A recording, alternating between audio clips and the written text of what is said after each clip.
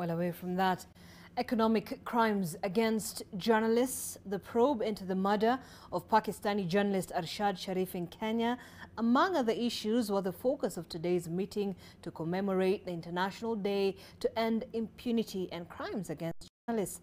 Now, the Kenya Editors Guild President Churchill Otieno noted that economic crimes against journalists are rife, with many media houses not paying journalists for months. Members of the Guild also highlighted the attacks against journalists during the election period and infringement on media independence by the government.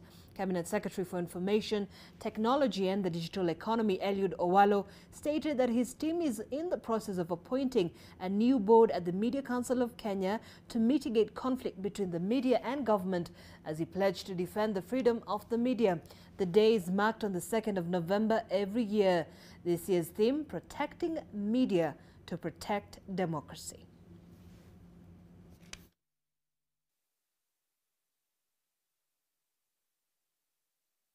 What exactly happened that ended up in Arshad Sharif's death? It's been many days, turning into weeks now.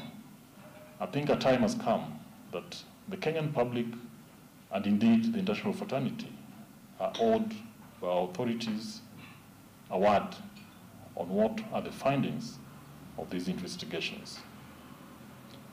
It is a key point because if we cannot keep a journalist as prominent as Arshad safe in our country, can we keep ourselves safe? Mental well-being of journalists in newsrooms actually is now at risk because journalists have not been paid for 2 months.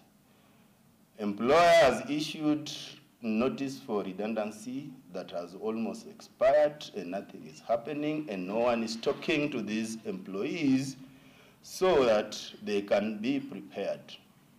So as we condemn crimes against journalists, we must look at economic crimes against journalists. Journalists who are subjected to slavery, no contracts, no pay, and even if the pay is there, it's too little. Crimes against journalists come in different guises and of course perpetrated by different players. The assumption, based on historical experience, tends to be that government is the perpetrator. But this may not necessarily be the case.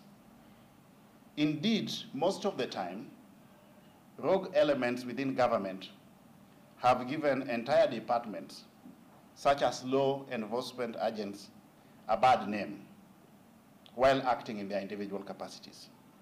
The government, in my view, must remain vigilant at all times and will indeed do so to protect journalists and citizens against rogue elements within our midst.